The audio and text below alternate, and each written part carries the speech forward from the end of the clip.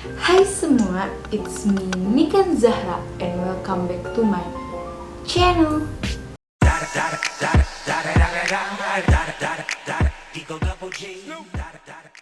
Sebelum videonya dimulai, jangan lupa buat like dan subscribe. Dan jangan lupa juga buat nyalain lonceng notifikasinya. Jadi di video kali ini aku mau bikin ide bisnis part 2. Nah, buat kalian yang baru nonton video ini, aku saranin tonton dulu video aku sebelumnya tentang ide bisnis dan tips and trick bisnis di sini. Bisa langsung kalian cek. Nah, tentunya aku bikin ide bisnis ini disesuaikan dengan kondisi yang terjadi pada saat ini, yang tentunya itu sangat mudah dilakukan. Pastikan kalian tonton sampai akhir ya. Menyinggung wabah yang sedang terjadi saat ini, beberapa orang menjadi kehilangan pekerjaannya. Nah, di sini aku mau ngasih ide bisnis yang bisa kita semua lakukan di rumah. Selain aman, juga menguntungkan dan bisa menambahkan pundi-pundi uang. Yang pertama, yaitu online shop. Nah, sebelum terjadinya wabah saat ini atau terjadinya WFH, online shop sudah banyak digemari orang. Nah, keuntungannya dari online shop ini karena sangat fleksibel. Kita hanya berjualan di rumah, memainkan handphone, menunggu chat dari pemesan, lalu tinggal packing barang yang sesuai dipesan lalu dikirim, kita bisa mendapatkan uang. Dan kalian akan mendapatkan uang melalui transfer atau pembayaran lainnya. Nah, di situasi seperti ini, kalian bisa menjual barang-barang secara online yang bisa menghasilkan uang seperti masker, hand sanitizer, dan kebutuhan kesehatan lainnya yang pasti saat ini dibutuhkan oleh kita semua. Tapi harus menjual secara jujur ya. Yang kedua, menjual masker buatan sendiri. Tadi aku udah jelasin di poin pertama kalau kalian bisa menjual masker secara online. Tapi gimana cara dapetinnya? Sedangkan stok masker saat ini kan langka.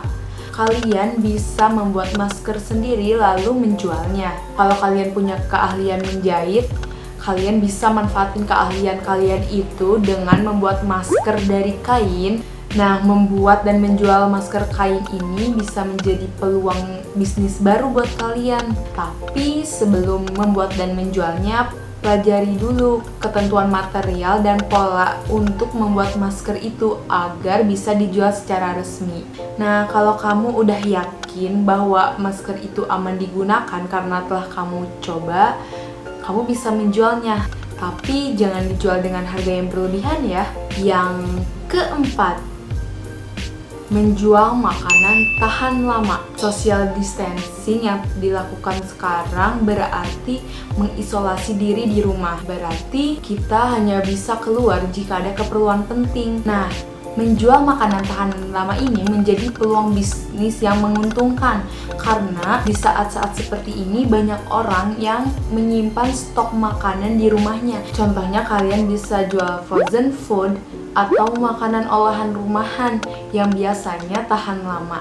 Ataupun contoh lainnya yaitu makanan ringan seperti kue kiloan. Pasti di daerah kalian ada toko kue kering yang kiloan. Nah, kalian bisa beli lalu kalian kemas atau packing sendiri di rumah dengan ukuran 200 gram atau 500 gram. Jadi kalian bisa menjualnya kembali dan mendapatkan keuntungan.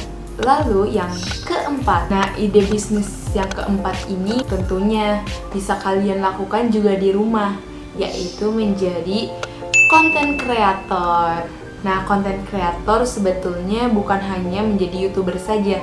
Kalian juga bisa menjadi blogger. Menjadi konten kreator bisa menjadi peluang usaha saat social distancing dan work from home.